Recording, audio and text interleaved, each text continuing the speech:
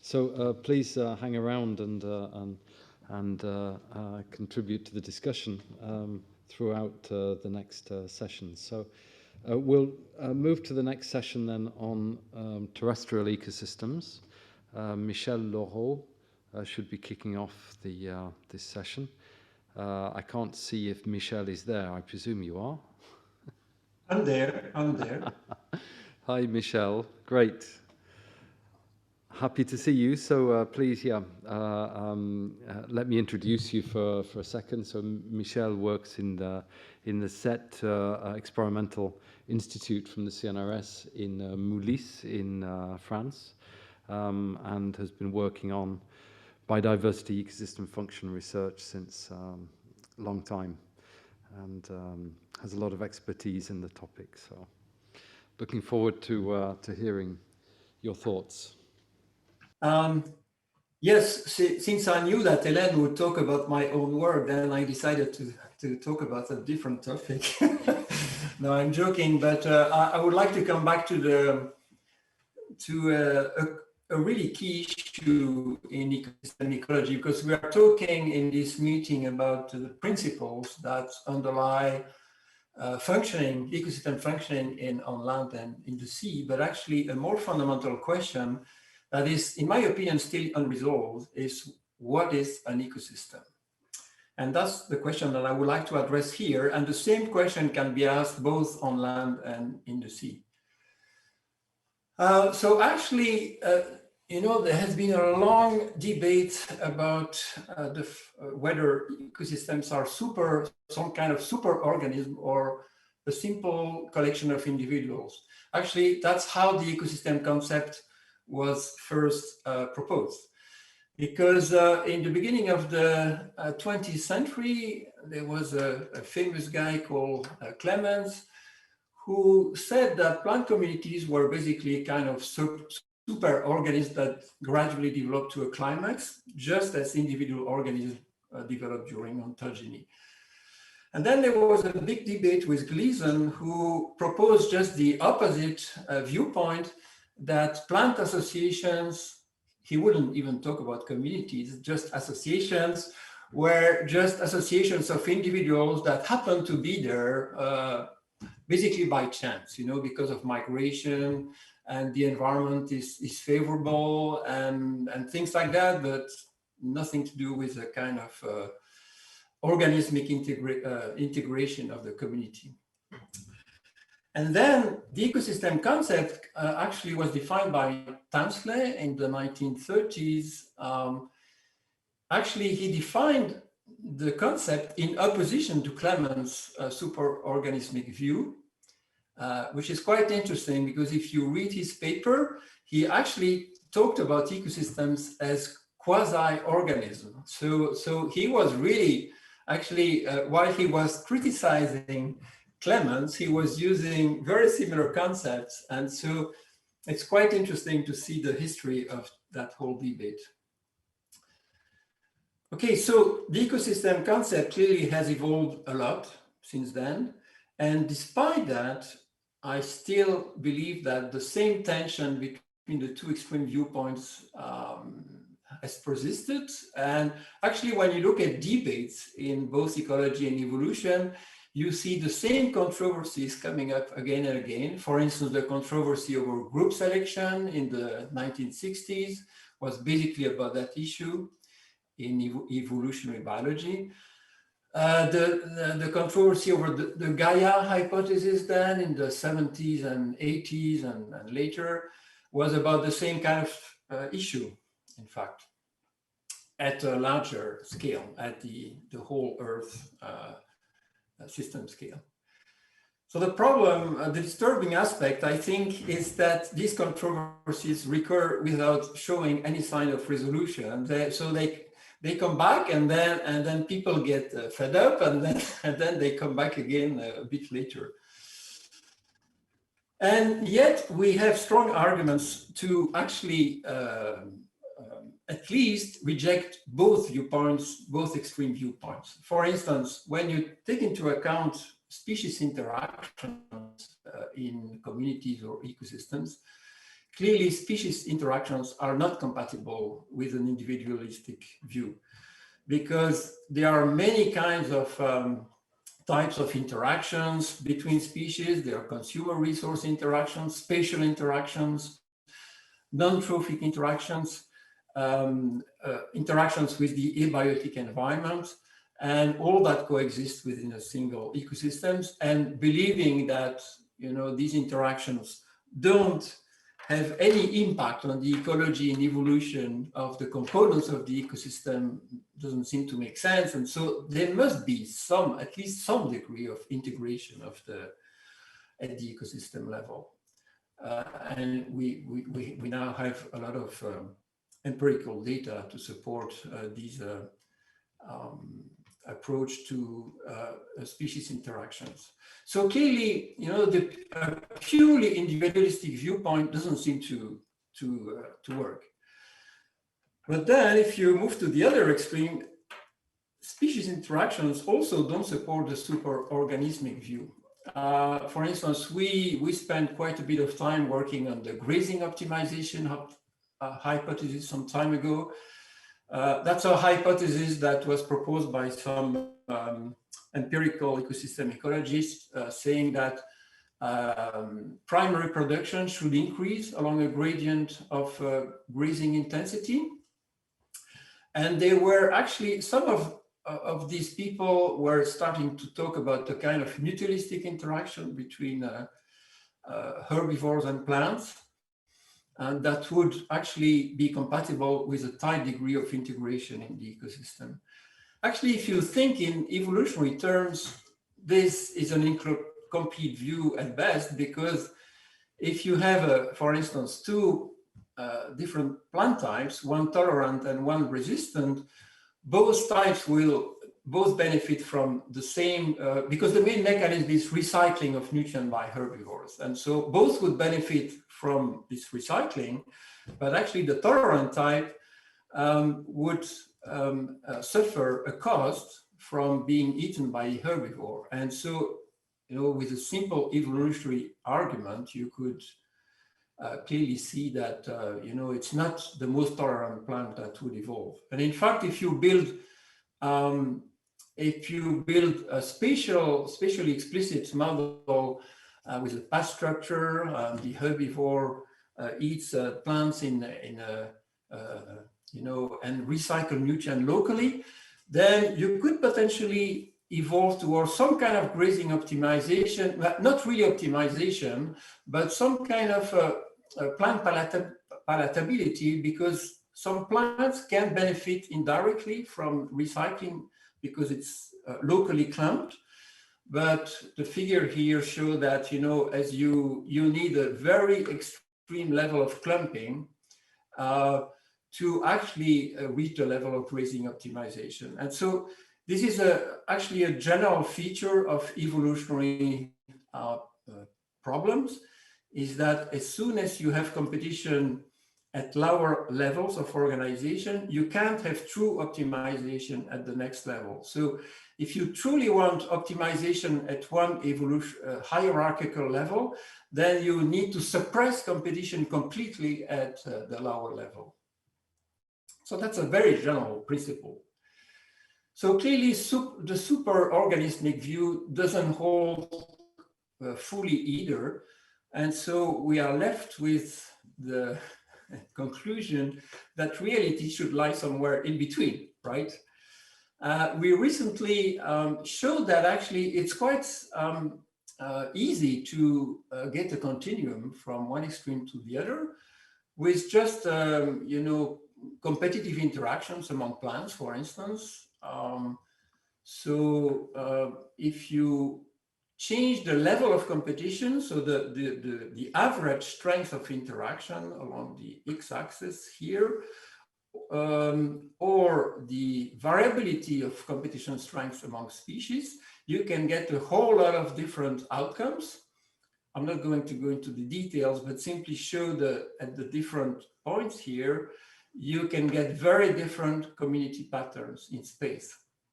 For instance, when you are at a very low level of competition, you basically recover the individualistic viewpoint. species behave individually. So well, here it's not at the individual level, but at the species level, they behave independently. So you get these nice spatial distribution curves that are Gaussian.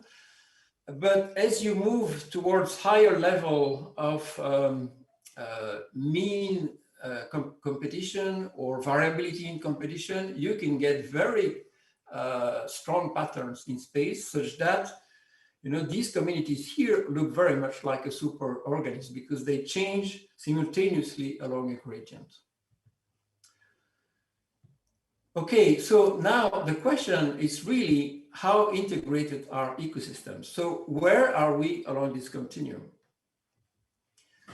And actually answering this question, there's no real answer to this question. It's been very challenging for several reasons, and I just mentioned two.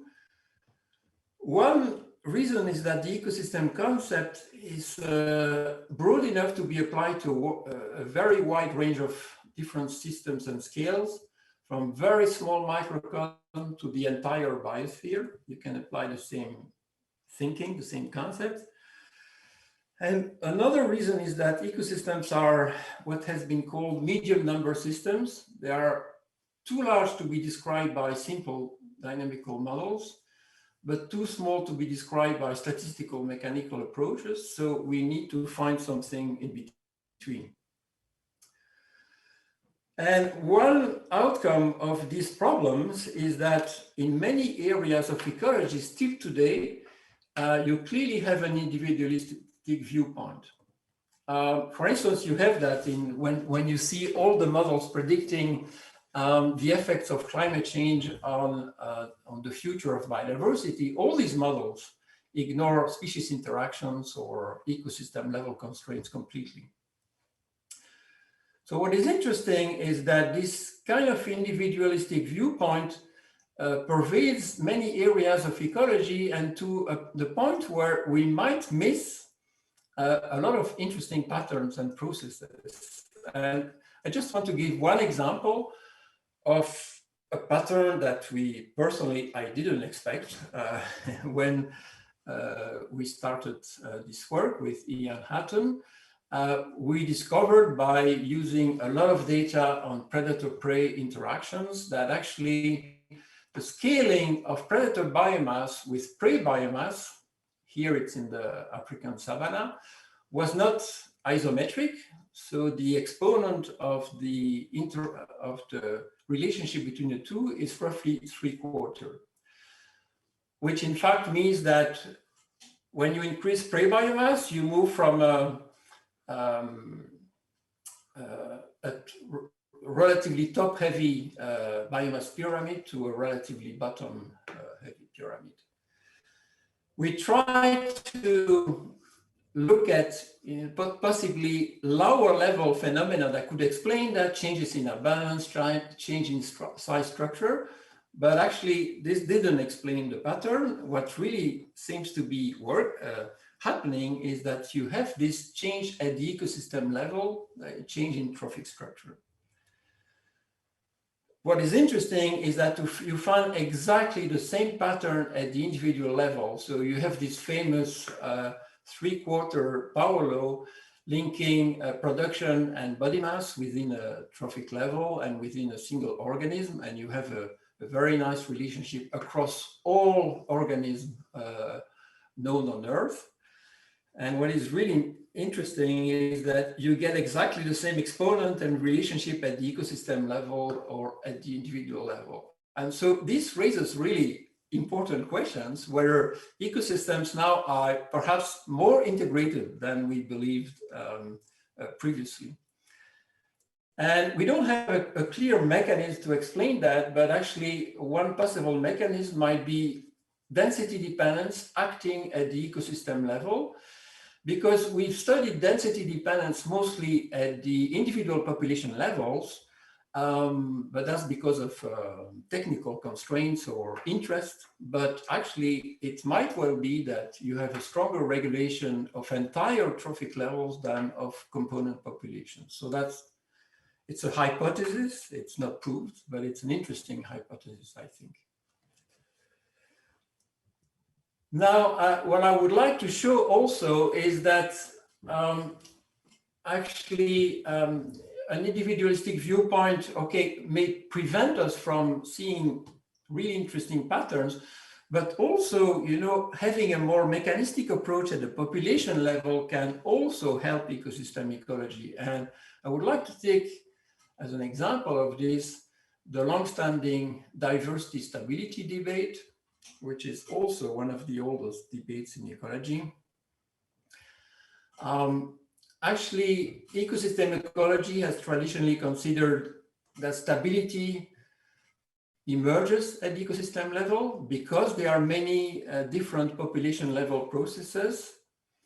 But in community ecology, Bob May and others changed that view completely and promoted a new paradigm, which is that diversity and complexity should actually beget instability rather than stability. What is interesting is that the recent experiments on biodiversity and ecosystem have shown that the two types of relationships can hold simultaneously at different levels of organization. For instance, when you take the famous Cedar Creek experiment in Minnesota, this is a huge experiment where Dave Tillman and his team have manipulated the diversity of plants within large plots. We did the same in Europe in the BioLabs experiment with smaller but more numerous plots. And in both cases, you find a very interesting pattern that ecosystem stability, which is basically measured by the level of variability within through time in the productivity of the various plots. So ecosystem stability increases with the number of species at the ecosystem level, but within the same plots, if you disaggregate production by species, then you see that actually at the population level, you get a decreasing trend with the same data. You get basically the same pattern in biodepth. So except that now the scale is inverted. So it's it was previously invariability, the level of constancies through time. Here is variability. So variability decreases at the community level, but increases at the species level in the same plot. And actually their theory about that, explaining why this happens, is basically the fact that different species behave, respond differently to environmental fluctuations. And we gathered some evidence that this happens in the biodepth plot. Well, I don't have the time to go into the details. So I just want to go to the conclusion of my talk. I think that the tension between population and ecosystem approaches in ecology is not necessarily an issue. It can be fertile if it's not congealed in those extreme viewpoints, you know, that seem to be completely opposed to one another. It must be clear that ecosystems are neither superorganisms nor mere collections of individuals. They are dynamic entities in which there are constraints at both levels of organizations. The relative importance of these constraints at the ecosystem or individual level is still a largely unsolved question, to be honest, both on land and in the sea, and there might be difference between the two. So recent advances suggest that both top-down and bottom-up approaches are needed to address these issues. So what I mean by that is when we can start studying the system as a whole and then go down to search for mechanisms, or we can go in the opposite direction, start from component populations and then start building up what is important at the ecosystem level. So hopefully narrowing the gap between the two approaches will pave the way for more integrative approaches that fully account for the dynamic interplay between individuals and ecosystems. And that's what I think is the main challenge for, especially for theoretical approaches, but maybe also for experimental approaches in the future. So thanks a lot. And for those interested, yeah, I've published this topic in a recent book chapter. So thank you. Thank you, Michel. Excellent. A lot of food for thought there. Do we have some questions from anybody? Yeah, I was wondering, listening for your presentation, about some recent attempts that are ongoing on, notably on microbial ecology, where actually people start to try to understand both populations and organisms by just looking for their collection of metabolic activity. So rather than looking for meta-organism, they are looking for metabolism. And what's your point of view on those aspects? And if it's because it do in your both the organism and individual and population levels, right? And do you think that could be a solution, or that could be a trap? No, I think it's you know, people working in microbial ecology. I'm not a microbial ecologist myself, but I see a lot of interesting new developments in that field, including people who are trying to build ecological theories based on very basic principles, even more basic than we know in classical ecology, starting from chemical reactions in bacteria, and from there they want to build, you know, a whole theory up to the ecosystem level. Personally, I don't think that we will ever be able to achieve everything with just that approach, but you know, it's another approach that I think is very interesting and can lead to a new understanding of ecosystems. And so basically, I think that we really have to approach it from different angles, and maybe sometimes in the future we will be able to, you know, to bring them a bit more together and to have something in between. But we are really stuck with that, I think, still stuck, even in microbial ecologies. It's not clear that they've reached that point, you know, in my opinion. But we are still a bit stuck between these top-down and bottom-up approaches, I think, even in microbial ecology. But they have new approaches that are quite interesting. Mm-hmm.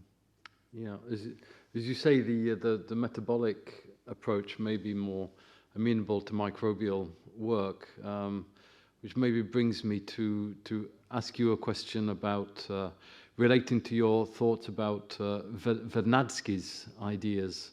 Alexander Vernadsky, who was, you know, maybe the father of biogeochemistry, and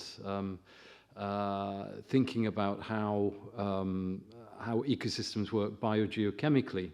Some of his first ideas were, you know, he sort of had difficulty to believe that individual metabolic reactions could evolve independently, but you know, he sort of saw that that an ecosystem was sort of put in place at the same time, that the whole thing, the structure sort of emerged out of somewhere, rather than individual reactions, redox reactions and so on, evolving first and then being sort of merged together. He sort of saw the whole thing coming together within a biosynosis. I struggle to understand how that could happen from a mechanistic point of view, but I find his ideas very interesting. Obviously, they're more than 100 years old now, and you know, our knowledge has moved on. But you know, I think his general concepts have something that maybe can be useful to think about, at least in terms of thinking about how the biogeochemical fabric of the planet was established by microbes. It doesn't leave any space for why macroorganisms, why did animals, plants evolve? Because in principle you don't need them to make the planet function. But it's anyhow an interesting idea. So I wonder if you have any thoughts on Vernadsky and his ideas of the biocenosis level of organization. I didn't read Vernadsky himself, but it strikes me that this is the same kind of debate that we're having for the Gaia hypothesis, right? Yeah. We also have an amazing number of patterns that hold and processes at the whole system, Earth system level. That and Lovelock was had the perspective that if we were looking at Earth from another planet, from elsewhere, then we would see that you know, as a clear pattern. But when we are inside the system, we don't see that. But the question remains: how does that emerge, and why, and what is the respective role of the constraints at lower level of organizations or higher level of organizations? I don't believe that a single complex system like that emerges just boom out of nothing. It evolves through time, and as Andy Noel shows earlier, I mean, it has changed quite a lot during the Earth history. And so it's really a fascinating topic, the origin of life and then the origin of ecosystems. It's an equally interesting topic that I think is still understudied. I mean, well, we have some elements. The proof is Andy's talk, but we still have a lot of unresolved questions, I think. And so, yeah, I don't think that Vernadsky's ideas resolve the issue. I mean, they propose to look at it from a different perspective than perhaps most people today would, but it doesn't resolve the question, in my opinion. Okay. Can I have one question, please? Yep, go ahead, Sergio. Bonjour, Michel. My question is regarding the book of Schrödinger, What's Life? And he suggested that life is actually trying to evolve the production of entropy. Do you think that maybe this view, which is quite old now, can also explain the self-organizations of ecosystems as an entity self-organized in a way that it maximizes entropy in the universe, not internal entropy, which gets more order by having flux diffusion, etc., like heat to the environment, to the universe, it becomes more entropy in the total universe.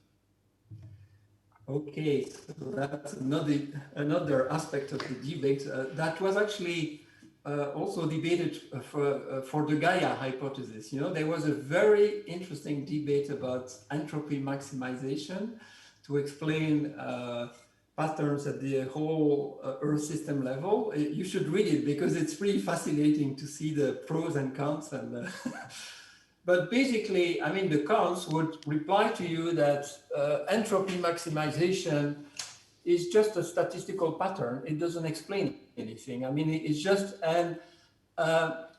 a way of you know, maximizing some quantity such that you actually have the most likely outcome possible among the many possible outcomes.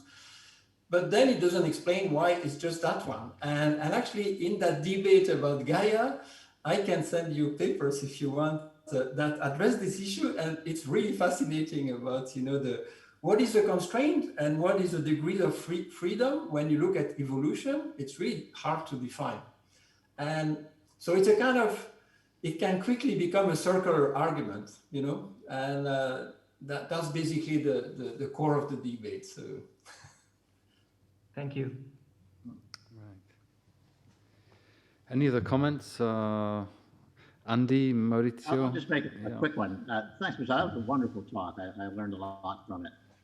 In terms of this sort of Gaian idea that somehow groups are evolving to maximize entropy or stability, you know, it seems to me that the reason we have animals is not because animals, precursors, sat around and thinking, how can we maximize entropy in the universe, but rather that by being multicellular, they could gather more food and avoid predation by protists. So I think we do have to get back into the weeds of the actual function of organisms to understand their consequences for ecosystems. And the other comment just goes back to Vernadsky, which is certainly interesting reading.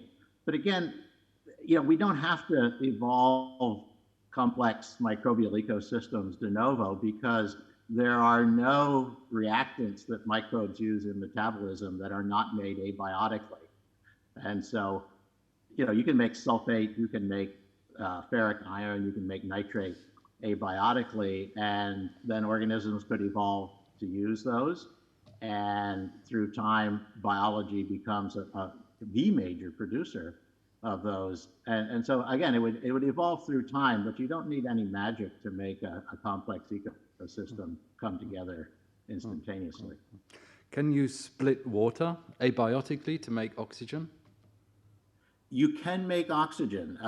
In fact, Mars doesn't have life, but it does have oxygen. And the way you do it is to have water vapor go into the upper atmosphere, where photochemistry breaks it into oxygen and hydrogen. Hydrogen is light enough to depart the system, and oxygen remains. May I make a comment on this? Not about splitting water, but what you said, in fact, is saying that life creates novelties. Yeah. Okay, so and I think at the end, this is the basic idea of Gaia. Besides the self-organizing thing, etc., Gaia is just saying that life shaped the environment in a way that without life would be different, and that environment is more stable in terms of variability, and we will discuss about stability later, I assume. So this is the life is really a relevant product of evolution. I think we could debate a long time about Gaia. But sure. I think Gaia theory is saying more than that. But we can debate about that, because there are different interpretations of that approach. And yeah, well, some people have interpreted Gaia to mean that actually life, and to some extent Lovelock said that, despite what people say, that actually life is creating the conditions for life itself. So it's creating its own favorable conditions. And that's why there have been so many debates. And to some extent, this is probably true, but we don't know why and how evolution plays there. And so that's why evolutionary biologists have tended to think that this is crazy, and ecosystem ecologists have tended to feel that evolutionary biologists don't understand anything, and so they were unable to talk to each other.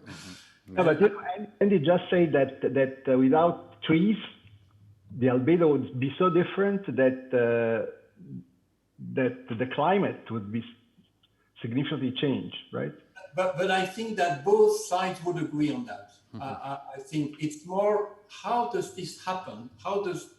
Is this evolving, and why is this the case? And what are the consequences that there are debates? This simple fact, I think that evolutionary biologists would agree with. All right, I think we'd better move on.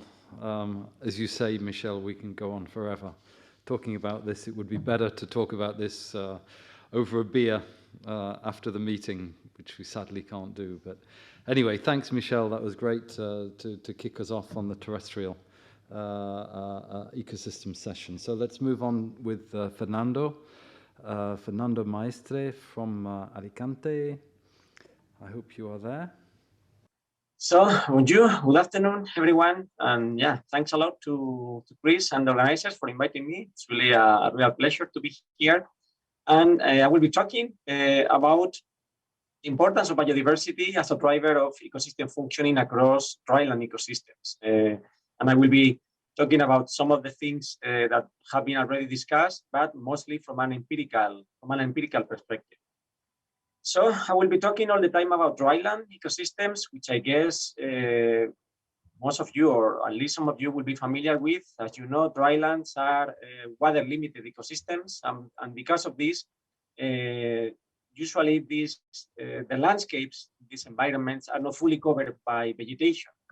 And also because of this, these are low-productive ecosystems that are mostly driven by abiotic factors like resources and particularly water, And traditionally, the focus when studying the ecology or biodiversity of drylands have been the role played by abiotic factors, and mostly rainfall and water availability, on ecosystem functioning. Not many studies really have focused on the potential role of biodiversity. But drylands have also, the biodiversity in drylands is quite unique, and it's really high. If you ask someone in the street about a biodiverse ecosystem, the most likely is that he or she will not tell a dryland, right? He or she will be thinking about, tropical forest or temperate grasslands.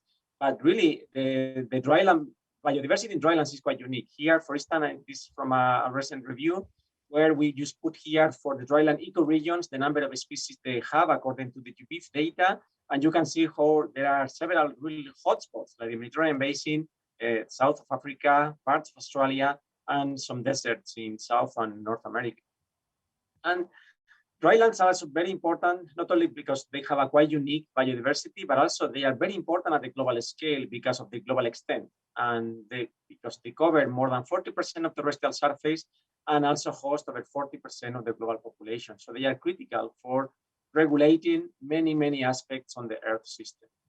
But it's interesting, and that's one of my motivations when I started to become interested in ecology as a student, that if you go to the textbooks, if you go to the main literature on topics like biodiversity and ecosystem functioning, most of the studies come from ecosystems other than drylands. And from the very beginning of my research career, I really wanted to contribute to fill this gap, and all the research we do is focused on drylands, and this topic of the role of biodiversity as a driver of ecosystem functioning has been one of the main research lines in my lab over the last 15 years.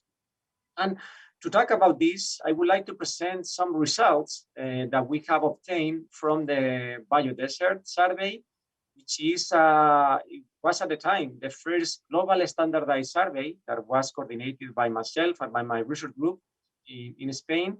And we were able to survey, with the help of lots of colleagues from all over the world, over 240 dryland ecosystems from all continents except Antarctica, and we surveyed them using the same standardized protocols. So we collected field data on vegetation, on the cover, the spatial pattern, the diversity of vegetation. We collected soil samples, and those were shipped to Spain, where we analyzed them in the lab. All the samples were analyzed for the same variables in the same lab, where we quantify multiple soil variables related to carbon, nitrogen, and phosphorus cycling that we use as proxy of ecosystem functions like nitrogen cycling and biological productivity, which are also proxies of important and ecosystem services across global drylands.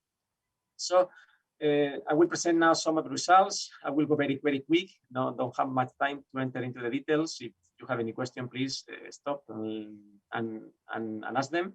And in this slide, I present just the first set of results we published from this survey some years ago, where we just try to explore a very simple question: is the the relationship between biodiversity, and in this case we use plant species richness in the x-axis. Here are square root transform, so the numbers are low, and ecosystem multifunctionality. And with this, we just try to quantify the capacity or the ability of ecosystems to provide multiple functions at the same time.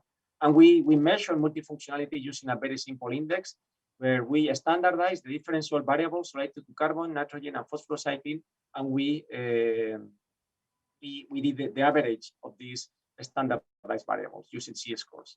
And we did this for multifunctionality, which is all the functions, and for functions related to carbon, nitrogen, and phosphorus cycling.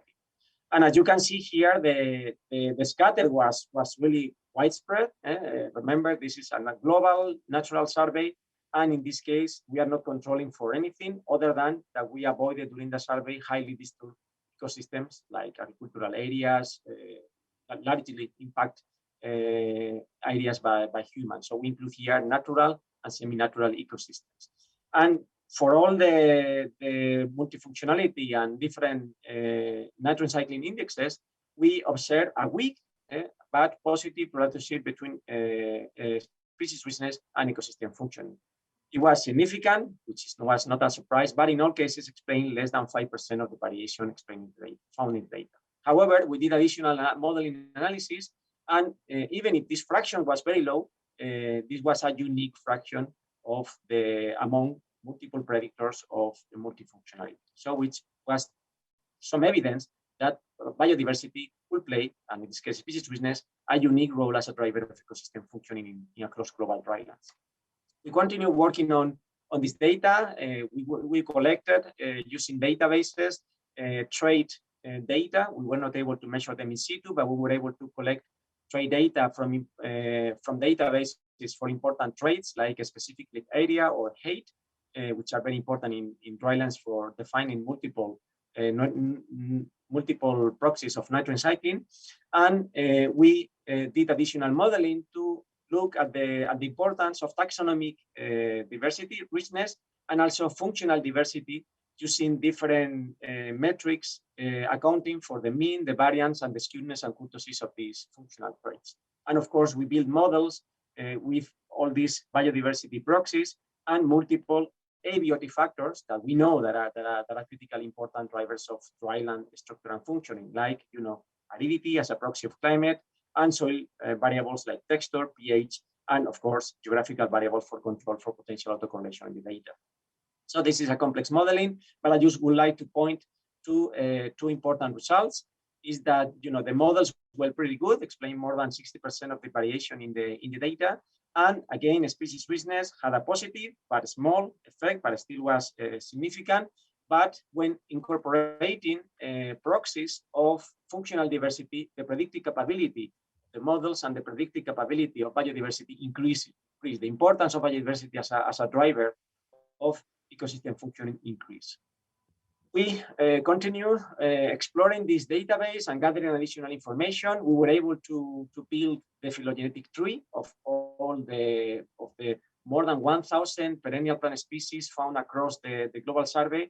And using different metrics, we were able to evaluate the relative importance of taxonomic, phylogenetic, and functional diversity as drivers of ecosystem functioning. This has been also a quite hot topic in community ecology, looking at the different biodiversity attributes or proxies when exploring biodiversity ecosystem functioning relationship. In one of the previous talks by Ellen, she also highlighted the importance of phylogeny.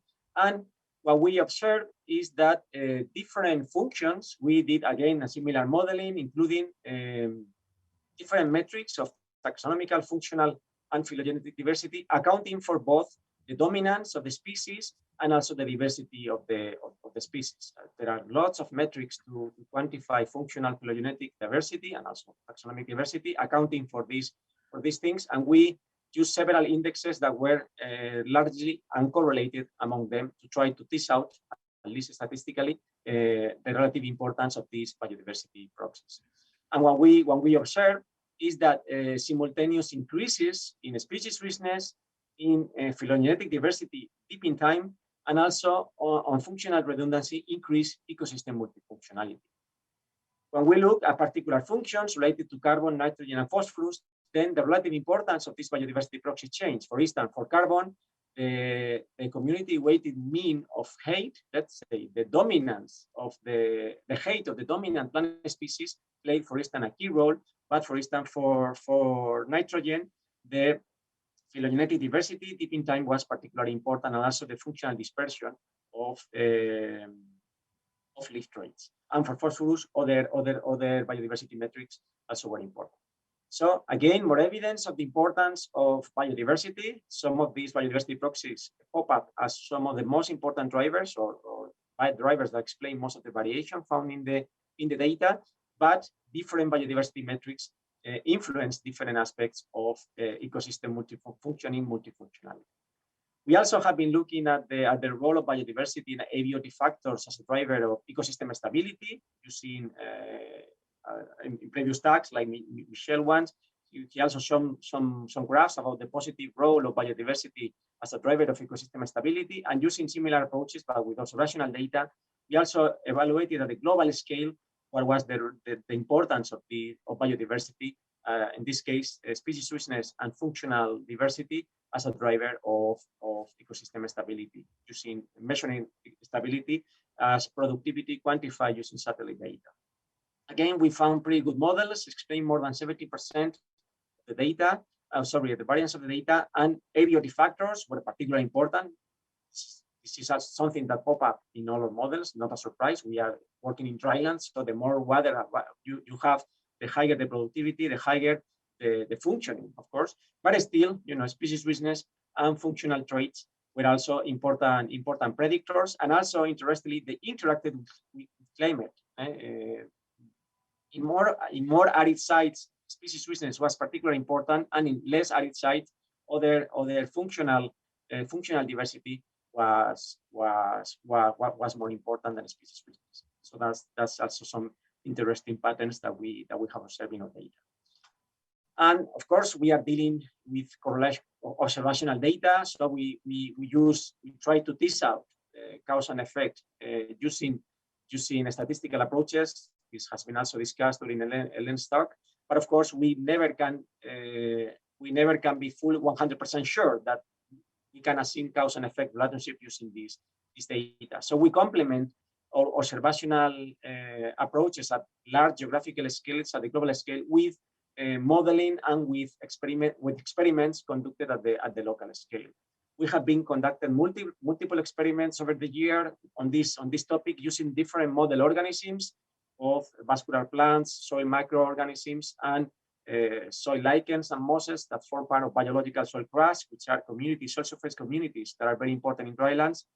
And I would like to present some data from a very recent experiment that was published a few months ago, where we, using data, so in this case, we use LEADER. So we manipulated diversity. And in this particular case, we were particularly interested in looking at different aspects of functional diversity using two important functional traits in plant litter, specifically area and the content of lignin.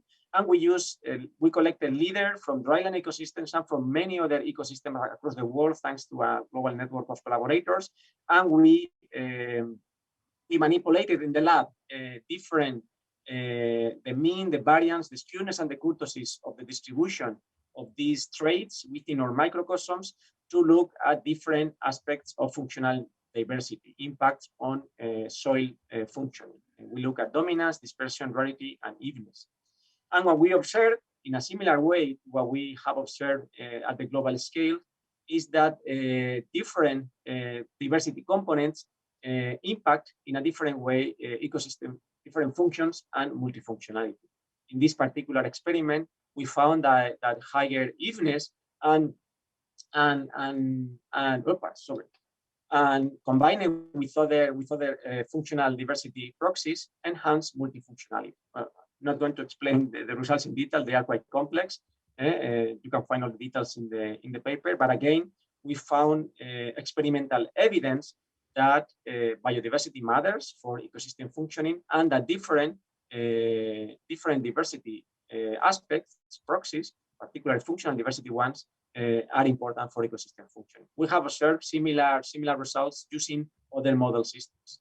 So some take-home messages, very briefly, is that we are dealing with drylands with our water-limited ecosystems. So abiotic factors, mostly water availability, play a key role as a driver of ecosystem functioning. But still, biodiversity play an important role, and different biodiversity proxies, different biodiversity aspects impact in a different way different ecosystem functions. So this is interesting new knowledge that we are providing that also can help to manage and to restore dryland ecosystems. And I will stop here. I just didn't want to use a lot of time, but I would like also, of course, to give thanks to all our people in my lab and our international network of collaborators, because without them, our work will not be possible, and of course to all the funding agencies. So thanks a lot also for your listening, and if you have any questions, I will be happy to try to answer them. Thanks.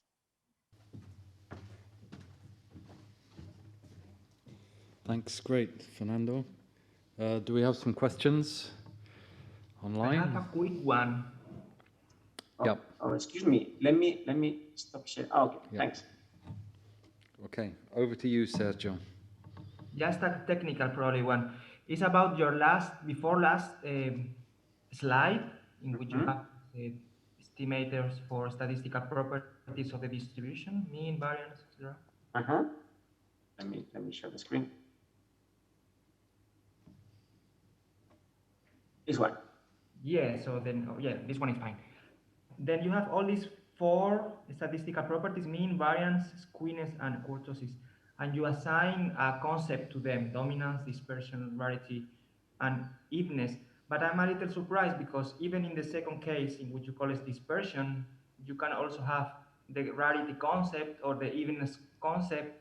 So could you clarify a little bit why did you assign these categories to things that for me are mixed up?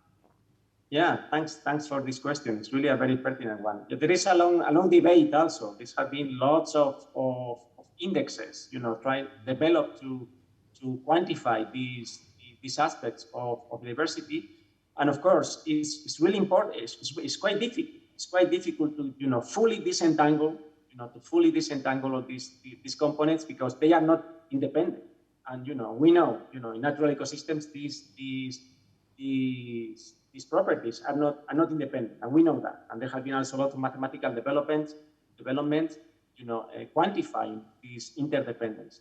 But we did this in this way because it was experimentally, the best we could do to try to tease out the relative importance of these different aspects of diversity. But even if they are not, 100% independent, they are at least in the experimental setting.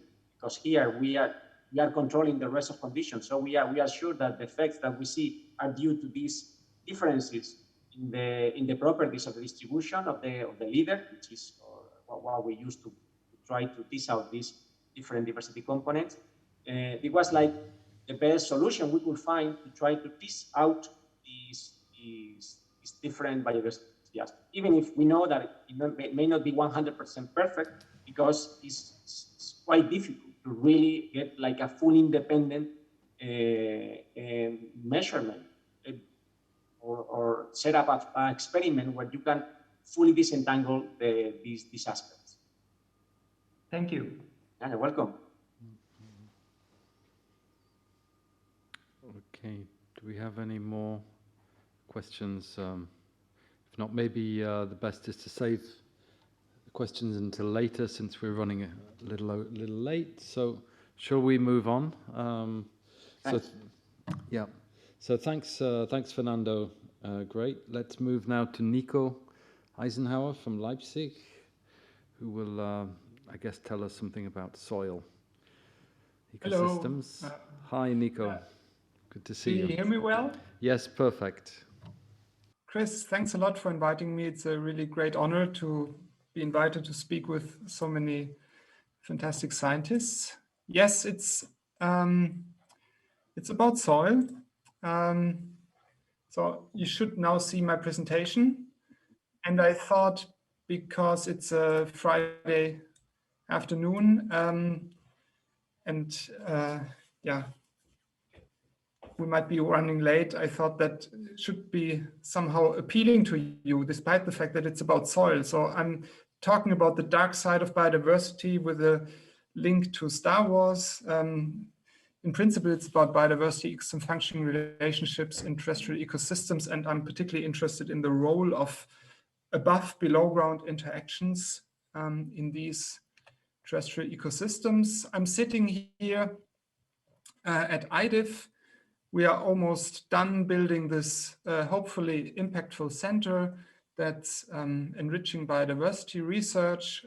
And when I'm now presenting results, this is teamwork, effort, and certainly not only my work. So my group is called Experimental Interaction Ecology, and I'm sorry that I'm presenting something quite biased, focusing mostly on my research or on our research, but I then also put particular emphasis on some aspects that I thought could be interesting for this group of people and our discussions. We are mostly interested in, first of all, global biodiversity distribution, mostly soil biodiversity. We are then studying drivers of biodiversity, not only looking at global relationships, but also local effects by performing global change experiments. And then we are also performing biodiversity experiments to look at the ecosystem function, ecosystem consequences of biodiversity change. And I don't have to bore you with this figure that you probably are very well aware of. Biodiversity is changing, and as already said, we are mostly interested in the ecosystem consequences of this biodiversity change. And I would like to start with this working group that we had some years ago. You also see here Michel as a very important contributor. And what we did was summarizing information from more than 40 different grassland biodiversity experiments, so highly controlled experiments where the number of plant species was manipulated. And first of all, we looked at productivity as affected by the number of species. And in these experiments, irrespective of the conditions, if it was a dry or wet year or normal year, you see this positive relationship between productivity and biodiversity. The novel contribution of this paper was that also a measure of stability, here resistance, increased with biodiversity. And yeah, Michel, Loreau and co-workers have done a fantastic job also working on the theoretical basis of this, how different species complement each other, how they are asynchronous and then add up to a more stable community. The question is, how is the effect of biodiversity on ecosystem functioning? What's the shape of this relationship? And in order to study this, we looked into two long-term experiments in Cedar Creek in Minnesota, the Big Biodiversity Experiment by Dave Tillman and the Biocon experiment by Peter Reich. And we could find all kinds of relationships, or at least different shapes. You can see here a measure of plant biomass production plotted against plant species richness. And the different colors now symbolize different experimental years, with early years of these experiments showing quite weak relationships, while long-term effects in more green and blue color showing very strong, almost linear relationships. So this has really important implications for the question, how relevant is biodiversity for ecosystem functioning? This clearly depends on also temporal dynamics. And now I'm really talking about short-term temporal dynamics, not deep time as done before. So why is this? Basically, when we set up such experiments, we start with tabula rasa. We start with homogenized soils, with very, you can say, a destroyed environment. Maybe it's planet Earth at the beginning, maybe a bit more. So the starting conditions look like that. And over time, you need these complex communities above ground and also below ground to assemble, to form their biotic interactions in these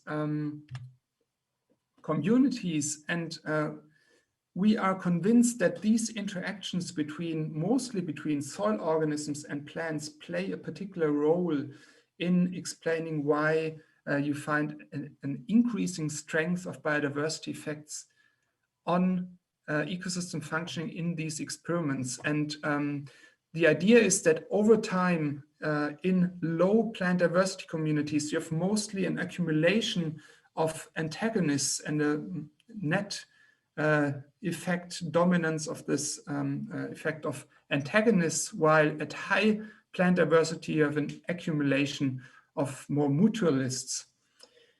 There is some empirical evidence, for example, from the Jena experiment that you can see here. We saw that there are really strong bottom-up effects in this experiment from plant diversity on above and below ground food webs. You can see herbivores above ground and also herbivores below ground, and then also predators feeding on these herbivores. And what we are also seeing is that many different ecosystem functions that depend on interactions between these organisms are driven or are dependent on plant species richness. You can see that there are, we have multiple examples here, but what I would like to really focus on is this more recent example, how we try to integrate all of this information from different trophic levels, different groups, organisms that act at very different spatial scales, from microbes to insects, for example. And this is this food web approach to calculating energy fluxes. Basically, what we need is the individual body masses of the critters or organisms that we are catching on these plots above and below ground. We can then calculate individual metabolic rates. We can assign a network topology, who feeds on whom and how much, and we can consider additional information on metabolic rates and on assimilation efficiencies of these different components to then calculate energy fluxes of these entire food webs. And what this can show us is, or what it could indicate, is that the energy that, for example, flows from plants to detritivores could then be related to decomposition. The energy that goes from plants to herbivores can be called herbivory, and then the energy going from detritivores and herbivores to predators can then be summarized as predation. And we use this approach to calculate, first of all, total energy flux in these food webs. This is now only above ground, but we are also at the moment doing this for below ground communities. And we did it in this study for the Jena experiment and for Cedar Creek, the big biodiversity experiment. So this now looks like a very weak relationship, but note that this is on a logarithmic scale. So a positive relationship between total energy flux through these soil food webs as affected by plant diversity. We can extract herbivory from this whole food web, and also predation both increase with plant diversity. And then we can also bring these data sets together and calculate things like net herbivore control. So how is this herbivore community controlled by bottom-up and top-down effects in this complex food web? And we can see that this herbivore control increases with plant diversity. And at the same time, the net effect of herbivores on an individual plant or on plant biomass decreases with plant diversity. This provides some explanation why there is more plant biomass growing with more plant diversity. In the future, we are also trying to look at multi-trophic diversity, multifunctionality relationships in an ecotron that we built close by. You can see these eco units here. We built 24 of those to manipulate above and below ground communities, the complexity of these communities, and then look at multiple ecosystem functions. You just saw an earthworm. I always need to show at least one earthworm per presentation. That's my rule. So this was the earthworm of today. And we are also looking at more multi-trophic interactions or interactions between the above ground communities and below ground communities in different experimental settings, like the MIDIF experiment, where we particularly focus on tree mycorrhizal interactions that play a critical role in nutrient uptake and also water uptake. The basic idea of this experiment is that as you maximize tree species richness and also the diversity of different mycorrhizal types, you should also maximize ecosystem functions. And this is an approach to integrate more multi-trophic information. And however, there is very limited information on below ground communities, and we are also doing or trying to do global biodiversity ecosystem functioning relationships at this global scale. When you try to do this for the soil, the data is very limited, as we summarized this lately. So there is some biodiversity information below ground, some biomass, really few function measurements. So we are a bit limited, but we are contributing by summarizing information on soil biodiversity. Here, for example, a recent synthesis of global earthworm diversity data, and we are now trying to relate this diversity data to also different ecosystem functions. We are doing this in the context of Soilbon. This is a soil biodiversity and ecosystem functioning monitoring network. Also, Fernando is part of this, so I'm very happy to see many of you today. This is also supposed to then inform policymakers about the health of soils. So I would like to thank you for your attention again, also for inviting me, and some funders for their support. And I would like to show this figure here at the end, because we come from different fields. We work at very different spatial and temporal scales. And I thought that maybe this energy flux perspective could be interesting as a discussion starter, or could be inspiring, because it can also be used to not only bridge different scales, but also to bridge different ecosystem types as depicted in this figure here. It's also from the Barnes et al. Paper, where we also highlighted that there are these, that ecosystems are connected through the flow of energy. So with that, I'm stopping here. I saved a bit of time, and I'm very happy to try to answer questions.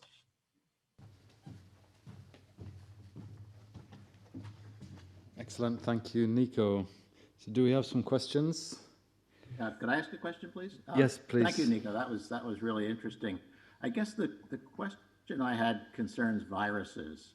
We know in marine ecosystems that viruses play actually a rather large role. It's been estimated that maybe a third of phytoplankton cells are lysed every day, and they potentiate this microbial loop. I guess my question, which is one of ignorance, is do we know anything about the potential role played by viruses in terrestrial ecosystems? The literature that I know and I've been contributing to have mostly ignored viruses so far, but I do know some colleagues that specifically focus on viruses, not only in soils but also in groundwater, for example, where they can also play an important role. So more limnic systems. I have colleagues here at IDIF that are also performing experiments with viruses, trying to understand how they influence, mostly in small bacterial model ecosystems, biodiversity effects, also different kinds of interactions and different ecosystem functions. But I think, as far as I know, we are only scratching the surface so far, but maybe others know more about that.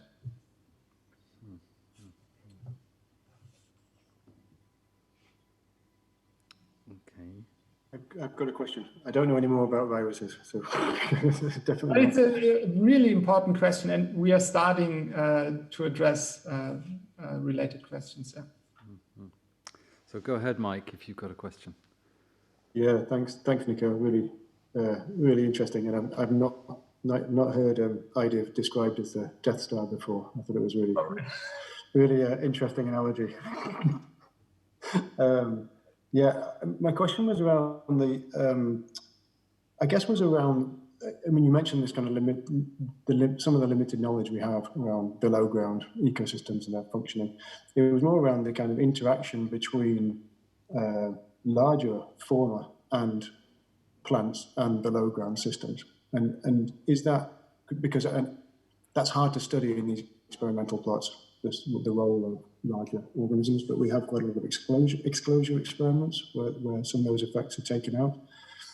Do we know much about the interaction between those, those types of organisms and how the large organism might be affecting below ground ecosystems? Yes, absolutely. I think there was really important work already being done and also nicely summarized in books led by David Wall, for example, and colleagues, where they nicely summarized that depending on local environmental conditions and the fertility or productivity of an ecosystem, these effects of larger herbivores on below ground systems can be very significant, but also quite diverse. It depends a little bit if these large herbivores accelerate or to what extent they accelerate nutrient cycling. I think there are now also more recent studies on this in the context of nutrient network, where you can even look at interactions between large herbivores, fertility, additional nutrient inputs, and also Fernando is leading a global project on herbivore effects in drylands. So I think we are gaining more and more knowledge, but yes, there are really strong effects. There have been many studies showing that with large herbivores, we also see more or higher levels of nutrient cycling, then more soil activity and so on. And this can increase soil fertility. It could also contribute to carbon storage, for example. Yeah, but again, effects are a little bit diverse depending on local conditions. And establishment of such associations between the larger organisms and the soil system was presumably put in place over time, quite long periods of time, as the plants began to invade the land and establish soil ecosystems. And I wonder how much we know, how much we can dissect that out from the fossil record, Andy. You know, I know that there are some fossils of like fungal pathogens infecting algae, right? But I'm not sure what else there is from the fossil record that can help us sort of understand how these interactions were put in place. Yeah, there's some good news on the terrestrial front, and that is there is a deposit of early Devonian age, about 407 million years old in Scotland, called the Rhynie Chert. And the Rhynie Chert is to the early evolution of terrestrial ecosystems, much like the famous Burgess Shale is for marine ecosystems in the Cambrian. And for years, people have studied the the Rhynie, because you have exquisite anatomical preservation of land plants, including stem group vascular plants and stem group lycopods and that. But in recent years, people have started to look at what else is in there. There's 12 species of animals. 11 of them are arthropods, mostly chelicerates, but also the earliest insects. There's actually a pretty good record of nematodes, which are simultaneously probably the most abundant animals and the lowest fossil record of any animal group. But now people have described, a real diversity of fungi, including saprophytes, mycorrhizae. We actually described testate amoebae a year or two ago. There are oomycetes. There are cyanobacteria in related aquatic areas and green algae. So what's interesting is that the first glimpse, and one of the few really clear glimpses we have of terrestrial ecosystems in sort of statu nascendi, shows that, a lot of the key players are there early on. Okay, maybe I can add another, it's less fossil, but more recent. But I mostly mentioned herbivores in my response, but I particularly like a paper that was published a couple of years ago by Sobral and colleagues in Nature, Ecology and Evolution, where they did really a major effort to assess multi-trophic interactions in tropical ecosystems.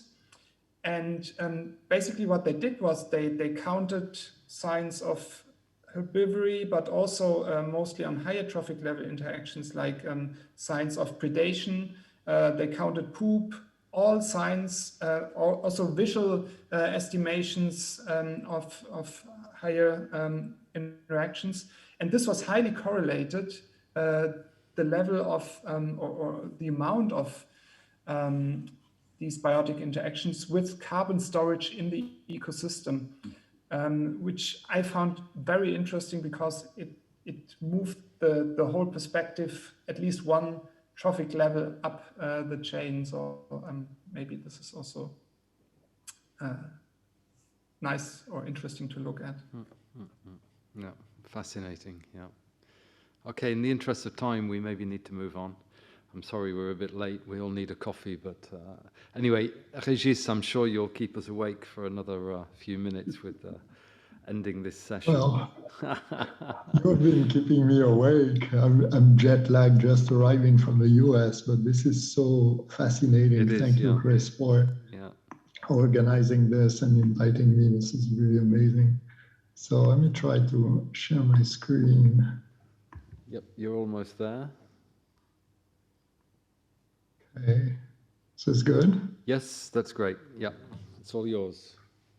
All right, thank you. So the title of my talk is Eco-Evolutionary Dynamics of Ecosystem Function on Land and at Sea. And I'll start by saying that we think of evolution as a slow process unfolding on geological timescales, but evolution can be rapid. And what I mean by that is that evolution can unfold on the ecological timescale of interactions among organisms. And I'm a mathematical ecologist, and most of my research is about capturing this convergence of evolutionary and ecological timescales using the concept of eco-evolutionary feedback loop. And what I mean by eco-evo feedback loop is the process whereby individual traits influence their environment directly or via, let me try to activate this, via interactions among organisms, and this determines properties of the population, community, and the ecosystem as well.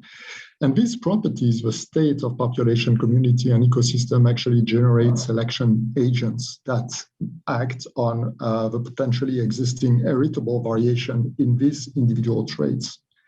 So based on this concept, we can ask questions such as understanding the ecological causes and the ecological consequences of evolution.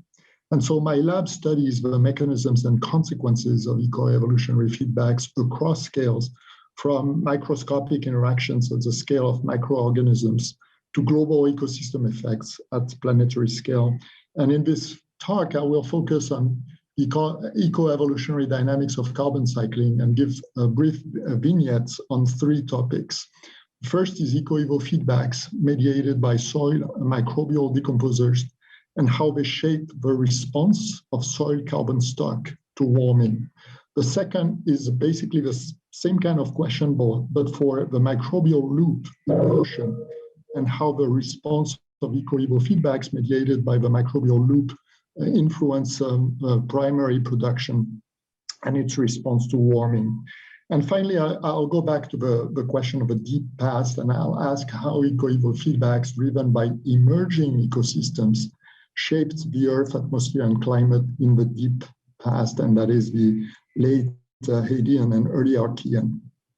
So I will be very brief about these topics, but I hope that we'll start some discussion and maybe follow up after this conference.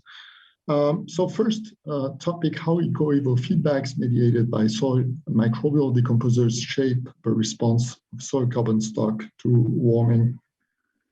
Well, as we all know, soils is a a big repository of carbon with 2,300 petagrams, and heterotrophic respiration is quite a large component of a global carbon cycle. And key to microbial decomposition of soil organic matter that is underlying this respiration is a production by microbes of extracellular enzymes or exoenzymes that diffuse locally in the soil. So that's what you see here. And bind to soil organic compound, produce simple polymers that can then be eaten by the microbes. And basically, one of the key parameters here is the investment that individual microbes make of the resources they acquire between growth, that you see here, and the production of these exoenzymes. And so there is this typical trade-off between growth and the production of degradative enzymes that may be a key parameter of the carbon fluxes in the soil. So how do climate warming influence the soil organic carbon stock, and how does it do so depending on exoenzyme production? So we can develop simple models of the microbes and carbon in the soil with the action of exoenzymes. And what these models predict, basically summarized here, is the influence on soil organic carbon of temperature as a function of this individual investment of microbes into enzyme production. So you see that for any level of exoenzyme production, basically soil carbon stock decreases as temperature increases, but you also see that for any given temperature, as the investment in enzyme production increases, the carbon stock also decreases. So the question that we're asking is, assuming that there is genetic variation in this enzyme production fraction or investment by microbes, where does the eco-evo feedback take the system, and in particular the soil organic carbon stock? So when you look at the evolution of exoenzyme production, well, you find that it's evolutionary unstable. So if you look at this trait, this microbial trait across time with the effect of natural selection, well, basically it goes down. And the reason is intuitive. This trait is a cooperative trait. It's exoenzymes are a diffusible public good, and so selection is acting very strongly against it.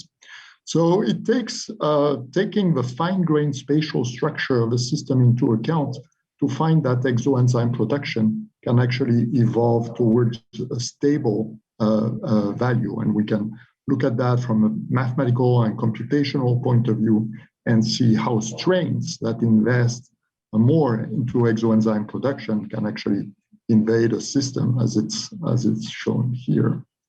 So with that explanation for the evolutionary stability of exoenzyme production, we can look at how the ESS, the stable strategy favored by natural selection, actually depends and varies with temperature. I won't go into details, but we can get a formula, we can get an equation that gives us this optimal allocation to enzyme production as a function of temperature. And so this is the graph that I showed you before, and the result, the general result, is that exoenzyme production actually increases, the optimal exoenzyme production actually increases with temperature.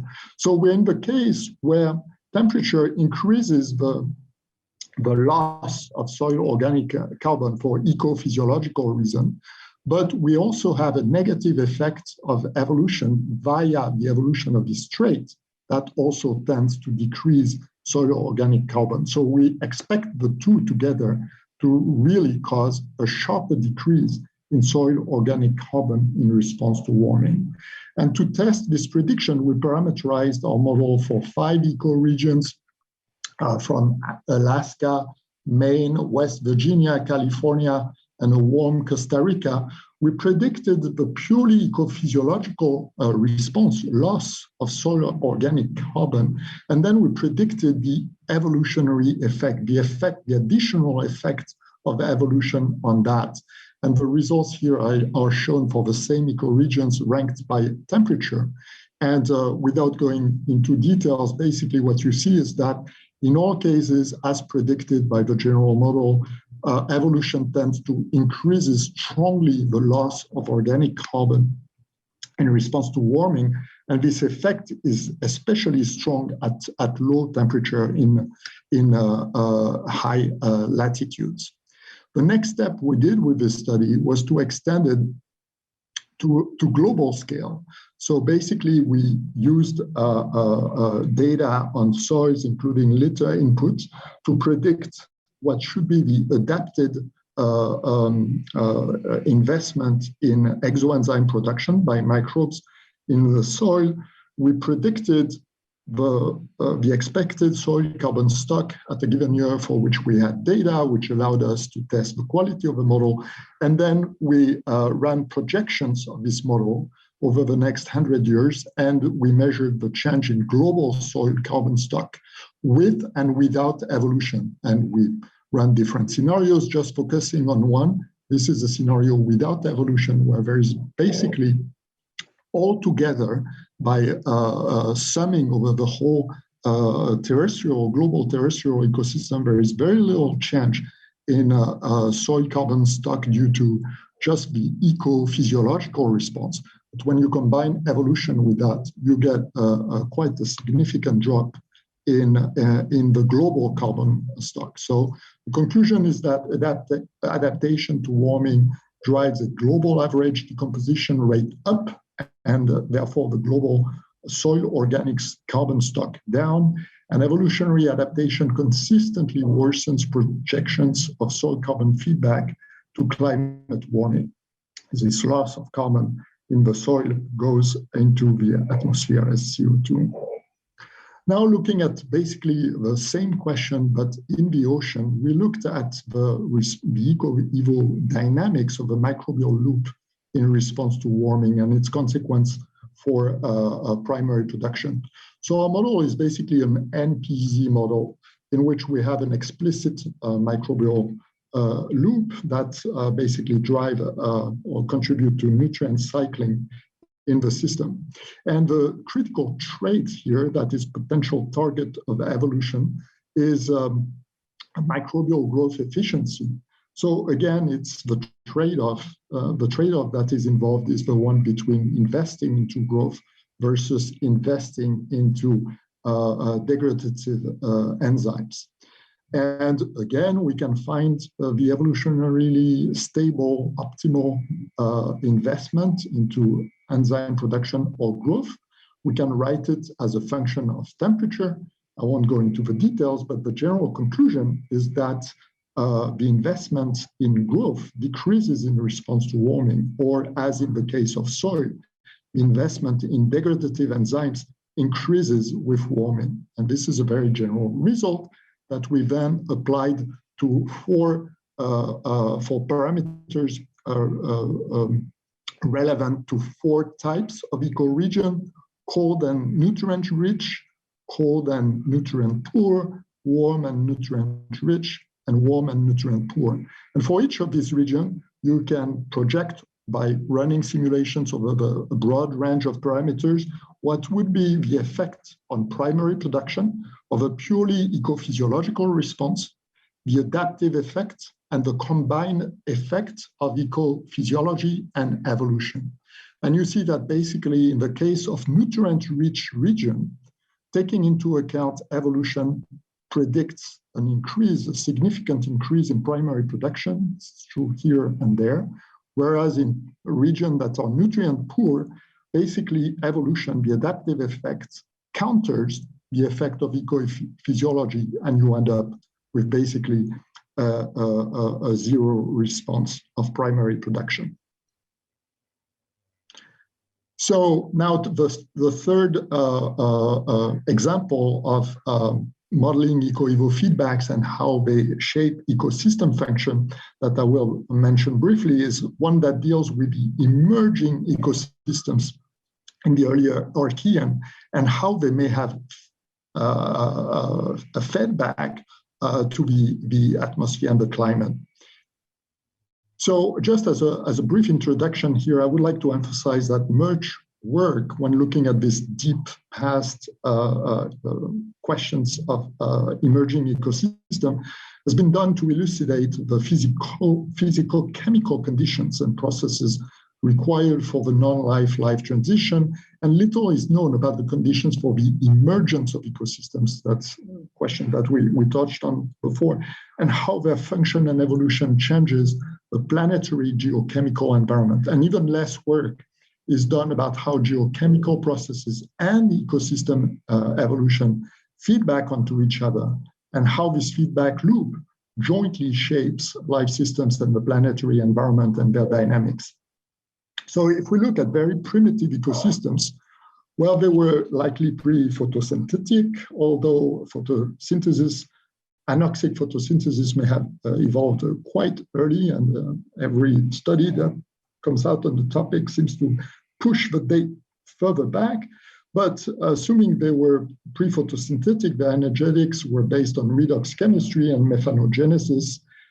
In general, methane cycling metabolisms are reasonable candidates for the earliest metabolisms on Earth. Well, actually, scenarios of early metabolic evolution can be based on a relatively short catalog of possible electron donors and acceptors. So we can make a fairly reasonable list of possible early transitions in metabolisms and ecosystem function. So the scenario I would consider here briefly is one of an emerging methane cycling ecosystem where we start with hydrogenotrophic methanogens assumed to be ancestral, and then heterotrophs evolve, and that may include CO-based acetogens and acetotrophic methanogens. So again, the ecosystem function consequences here is basically production of methanes here and there. And then this sets the stage for an evolutionary transition, evolutionary innovation, and establishment of methanotrophs that have something to eat. How do we model such ecosystems? That could be an entire talk, of course. Well, these ecosystems are energy limited. We need to account for the catabolic reactions that provide the energy to drive anabolism and provide energy for maintenance. We can write thermodynamic constraints for that, and from there we can write kinetic equations that eventually gives you a model for biomass production. Then we can couple this kind of metabolic ecosystem models with the planetary environment, and so we can use a geoclimate model that provides the condition for metabolic function and evolution, and that can include macro evolution with metabolic innovation, as well as micro evolution, like evolution of cell size for a given metabolism. And the two components of the model, the biological and the geophysical, talk to each other with these feedbacks that are included between the two. So once we have such a framework in place, we can ask questions like how likely habitable was early Earth to this kind of methanogens, how much biomass was produced, were there significant feedbacks to atmosphere and climate, and how did metabolic evolution change that? And so we did that by specifying a model for early Earth that was basically taken as an ocean world. And we ran massive Monte Carlo simulations, paying special attention to parameters like the rate of H2 outgassing and the mixing ratio of CO2. And what we found, keep a long story short, is that the cool early Earth, which is the consensus based on abiotic carbon cycle modeling, was habitable by a large fraction of the simulated methanogenic metabolism, so quite hospitable conditions for this kind of metabolisms. And we found that the impact of these metabolisms was quite large. So if you start with an Earth at 12 degrees Celsius, which is one of the outcome of the abiotic carbon cycling modeling, the effect of the methanogen metabolisms is to raise the temperature by about 10 degrees, and this is pretty much insensitive to the outgassing of dihydrogen that you assume. At the same time, you can predict biomass production, and we see that this is about 1,000 times lower in best case scenario than the current primary production under contemporary conditions. So very low biomass production and still a large effect on climate of these methanogens. An interesting feature of the model is that if you now assume that methanotrophy evolves, well, this is a consequence on temperature. Start with a cool or cold Earth, see the evolution of methanogens, the temperature rises, then you have a carbon cycle that feeds back and stabilizes temperature, and then methanotrophs evolve and basically eat up methane at a time when CO2 is also rare in the atmosphere, and the consequence of that is a radical shift in climate and temperature and potentially glaciation. And so what you can then do with this kind of model is test the effect of the pace of the rate of evolution on this phenomenon. And what we find is, depending on the time when methanotrophs evolve in the system, you may or may not end up in this state of glaciation. And you have these blue dots here that show you simulations in which glaciation occur as a function of the time that you wait for the methanotrophs to evolve in the system. So if the methanotrophs evolve early, you don't end up with much of this glaciation snowball Earth risk. But if the evolution is slow, the risk of this early snowball effect is actually quite large. So some concluding remarks. With large population size and genetic variation, microbiomes are potential mediators of ecoevolutionary feedbacks with global ecosystem significance. And I was delighted to hear viruses mentioned. They might play actually a major role in these feedbacks, and this is something that we actively study in my lab at this moment. As early as in the early Earth ocean world, eco-evo feedbacks driven by metabolic innovation were potentially climate destabilizing and may have been responsible for the first snowball Earth, unless evolution was fast enough to dodge it. Both on land and in the sea, ecoevolutionary models predict significant increases in microbial-driven nutrient cycling in response to warming, with soil organic carbon stock decreasing and marine NPP increasing as a consequence. And so the next steps clearly will be to couple such ecosystem models and atmosphere climate models for our contemporary system and integrating across land and sea. So with that, I think Chris's workshop sets the perfect stage for discussion, and I'd be happy to answer questions at this point or later. Thank you. Thank you, Régis, very much. Lots of interesting data ideas there. Do we have any questions?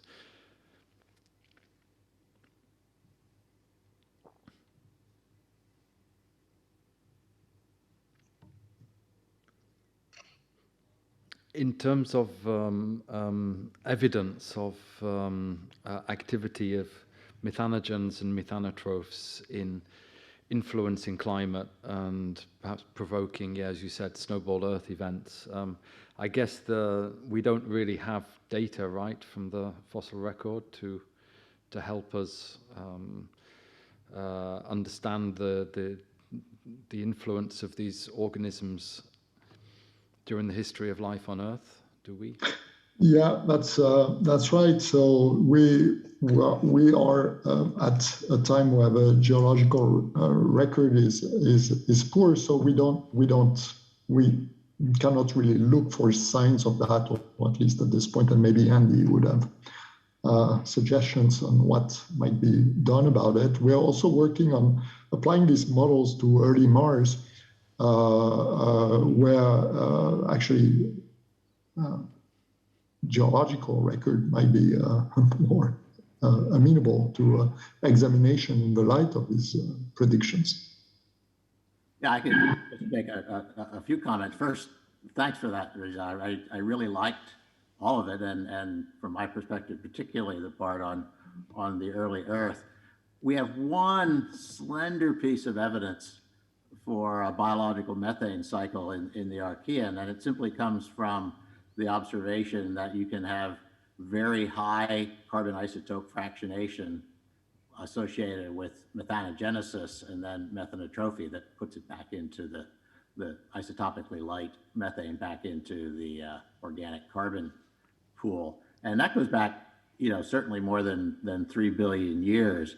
The interesting thing is that, and it's just a little fill-up on the model that you gave, we do have evidence of snowball glaciation at about 2.4 billion years, and that at least corresponds in time with the rise of atmospheric oxygen. So one of the things that may be important in sort of populating the methanogenesis methylotrophy model is that when you have to couple methylotrophy to either sulfate reduction or iron reduction, which have both been demonstrated, you're going to be limited by oxidants. Once oxygen comes in, then it's at least been hypothesized that basically scrubs methane from the atmosphere with the climatic consequences you talked about. So, absolutely. So it would be the same kind of effect that we would have had like a billion year earlier or more with the first appearance of methanotrophs. But yes, that's exactly the same mechanism, in fact. Thank you. All right, okay. I think we need a coffee or a tea now, so that's great. Thank you, Régis, for closing that. We're over scheduled, but it doesn't matter. We anyhow have time for further questions later, so we'll come back to some of the topics you brought up, I'm sure, particularly in terms of land-sea interfaces. Yeah. So let's go for a coffee and. Let's do 15 minutes, okay? So we'll come back 1/4 the hour. And as I say, I think we have time to keep going later. So, all right, so see you in 15 minutes. Thanks again.